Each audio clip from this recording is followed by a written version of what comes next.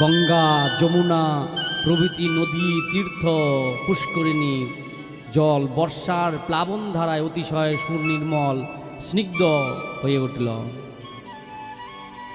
সরোবরে অসংখ্য কুমুদ পদ্ম প্রস্ফুটিত হল।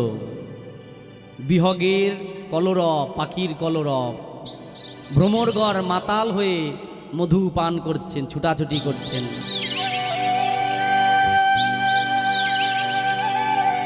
একে অপরকে খবর দিচ্ছেন ভগবান আসছে, জানিস ভগবান আসছেন।